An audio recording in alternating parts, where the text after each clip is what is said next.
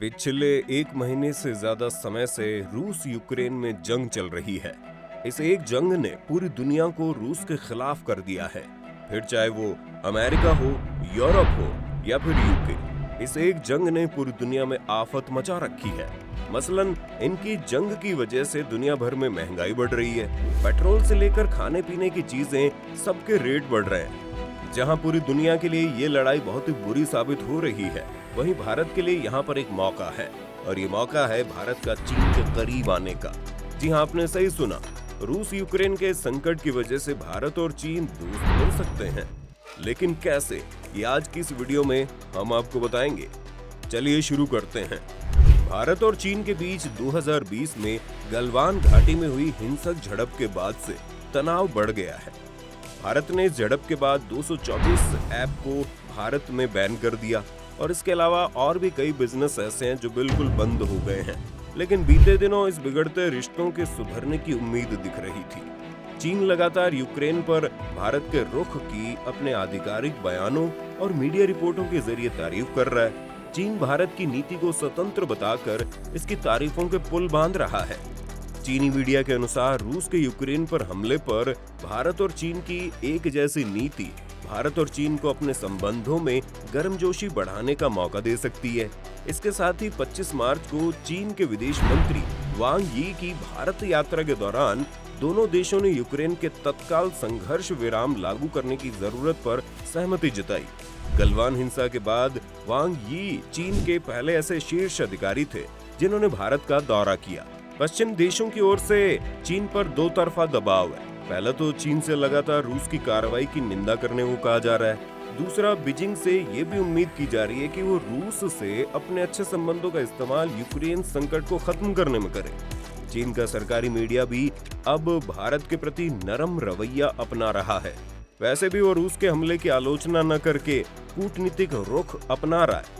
चीन के सरकारी अखबार ग्लोबल टाइम्स में 16 मार्च को प्रकाशित एक इन डेप्थ रिपोर्ट में कहा गया कि यूक्रेन संकट ने भारत को पश्चिम के साथ संबंधों पर एक बार फिर सोचने को मजबूर कर दिया है, ताकि वो अपनी सम्मानित स्थिति दोबारा पा सके।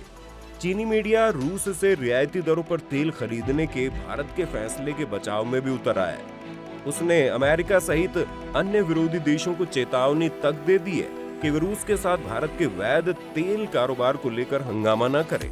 अब आप खुद सोचिए कि चीन इस वक्त भारत के कितना करीब आने की कोशिश में लगा हुआ है। चीन के विदेश मंत्री वांग यी के भारत दौरे के बाद ग्लोबल टाइम्स के संपादकीय में लिखा गया कि यूक्रेन संकट भारत चीन के समान हितों का आईना है। इससे भारत और चीन के संबंध अच्छे होंगे। वांग यी ने 25 मार्च को भारत के राष्ट्रीय सुरक्षा सलाहकार अजीत डोभाल के साथ हुई बैठक के दौरान कहा, जब चीन और भारत एक आवाज में बोलेंगे तो दुनिया उनकी बात सुनेगी। हालांकि उन्होंने इस दौरान यूक्रेन को लेकर दोनों देशों के रुख का सीधे जिक्र नहीं किया, लेकिन उन्होंने कहा कि चीन और भारत के बीच सहयोग पर पूरी दुनिया का ध्यान होगा। कुछ दिन पहले ही भारत में चीन के अधिकारी शी फे ने ट्वीट के जरिए मॉस्को पर अंतर्राष्ट्रीय प्रतिबंधों के बावजूद रूस से तेल खरीदने को लेकर आत्मनिर्भर भारत की सराहना की। हालांकि चीन में ट्विटर ब्लॉक है। चीन की मीडिया में भारतीय रुख की तारीफ और वांग यी का अचानक भारत आना, इससे साफ पता चलता है कि दोनों देशों के बीच संबंध सामान्य हो रहे हैं। चीन की मीडिया ने पीएम मोदी के उस ट्वीट को भी हाईलाइट किया जिसमें उन्होंने 21 मार्च को हुए प्लेन क्रैश को लेकर संवेदना जाहिर की थी। हालांकि दोनों देशों की ओर से संबंध सुधारने के संकेत मिलने के बावजूद भारत के विदेश मंत्री एस जयशंकर ने वांग यी से मिलने के बाद एक प्रेस कॉन्फ्रेंस में स्पष्ट कर दिया कि 2020 के बाद से चीन की सेना की तैनाती बढ़ने से जो तनाव पैदा हुआ है, उसे सामान्य संबंधों से खत्म नहीं किया जा सकता। 2020 में हमारे देश ने जिन देशों से सबसे ज्यादा सामान आयात यानी कि इंपोर्ट करवाया था, वो 3 देश है, अमेरिका, चीन और यूएई। लेकिन इन तीनों में से भारत ने सबसे ज्यादा सामान अपने सबसे पुराने बड़े दुश्मन चीन से मंगवाए हैं। भारत ने 2020 में चीन से करीब 58.7 अरब डॉलर का आयात करवाया था, जो कि इतना ज्यादा है कि भारत का अमेरिका और यूएई से इंपोर्ट करवाए गए सामानों को मिलाकर भी इतना नहीं होगा। ये आंकड़े और भी हैरान इसलिए करते हैं क्योंकि 2020 में जहां पूरी तरह पैंडेमिक छाया हुआ था, तो वहीं चीन इस समय गलवान घाटी में हमारे सैनिकों को मार रहा था। और झड़प जारी थी। तब हमारे पीएम हमसे अपने देश में बनी हुई चीजों ही इस्तेमाल कराने को कह रहे थे।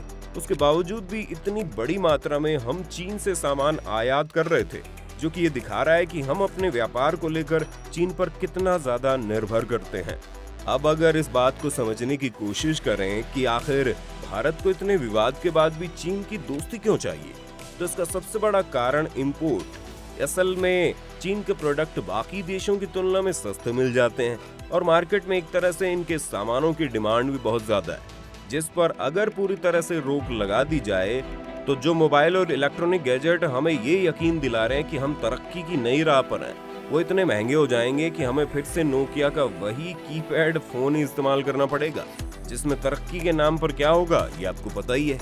लेकिन यहीं पर ये सवाल उठना लाजमी है कि हम अपने विकास को लेकर क्या चीन के प्रोडक्ट्स पर निर्भर कर रहे हैं, तो इसका जवाब कहीं ना कहीं हाँ ही है। चाहे वो बिल्डिंग बनाने वाली चाइनीज कंपनियां हो या फिर रास्ते बनाने के लिए काम में आने वाली नई तकनीक हो, सब में चीन के सामानों का इस्तेमाल होता है। सरकार जो सिर्फ ऐप बंद करवाकर ये साबित करने में लगी हुई है कि वो देश को चीन के प्रोडक्ट्स से फ्री कर देगी, उसी सरकार की कुछ ऐसी हरकतें भी है जो ये दिखाती हैं कि वो लोग खुद चाह रहे हैं कि चीन से व्यापार और बढ़े। भारत के रुख की तारीफ के साथ चीन की ओर से लगातार ये सलाह भी दी जा रही है कि भारत को क्वाड्रिलेटरल अलायंस यानी क्वाड के साथ संबंधों पर एक बार फिर से विचार करना चाहिए। यानी इनडायरेक्टली वो ये कहना चाह रहे हैं कि भारत को क्वाड को छोड़ देना चाहिए। क्वाड देशों में ऑस्ट्रेलिया, जापान, अमेरिका और भारत शामिल है। हाल के हफ्तों में चीन की सरकारी मीडिया ने अपनी रिपोर्टों में क्वाड के एक सदस्य देश की जमकर आलोचना भी की है। ग्लोबल टाइम्स ने चीनी और अंग्रेजी संस्करणों में प्रकाशित रिपोर्ट्स में कहा है कि जापानी पीएम फूमियो किशिदा 19 मार्च को अपने भारत दौरे पर भारत के प्रधानमंत्री नरेंद्र मोदी को यूक्रेन पर उनके रुख को लेकर झुकाने में विफल रहे। इसी के साथ ये भी कहा गया कि भारत ने अमेरिका, ऑस्ट्रेलिया और जापान की तरह रूस पर प्रतिबंध नहीं लगाए, जिससे क्वाड की नींव हिल गई है।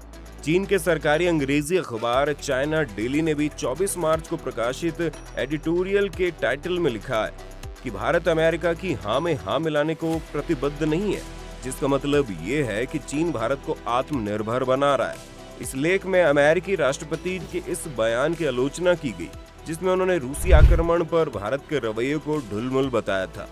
रूस की कार्रवाई की अमेरिका की अगुवाई में निंदा प्रस्ताव पर वोटिंग से भारत के इनकार पर भी ग्लोबल टाइम्स ने ऑस्ट्रेलिया और भारत की तुलना की है। अखबारों ने ये भी लिखा है कि मोदी सरकार वॉशिंगटन की उतनी आज्ञाकारी नहीं है जितना ऑस्ट्रेलिया भारत अपने राष्ट्रीय हितों और भविष्य के रणनीतिक लक्ष्यों को ध्यान में रखते हुए ठंडे दिमाग से अपना रुख तय कर रहा है। भारत के जानकारों को भी मानना है कि बीजिंग यूक्रेन संकट का इस्तेमाल क्वाड के प्रभाव को कम करने के लिए कर रहा है। इन तमाम कोशिशों के बाद तो यही लगता है कि चीन भारत के करीब आने की कोशिश भी कर रहा है, और देखा जाए तो दोस्तों ये दोनों की भलाई है। आपको क्या लगता है, भारत को चीन से दोस्ती कर बॉर्डर समेत सभी मुद्दे सुलझाने चाहिए या कोई और रास्ता अपनाना चाहिए? हमें कमेंट में बताइए। अगर वीडियो आपको पसंद आई तो इसे लाइक और शेयर जरूर करें। साथ ही अगर आप चैनल पर नए हैं तो इसे सब्सक्राइब तो जरूर करते हुए जाएं।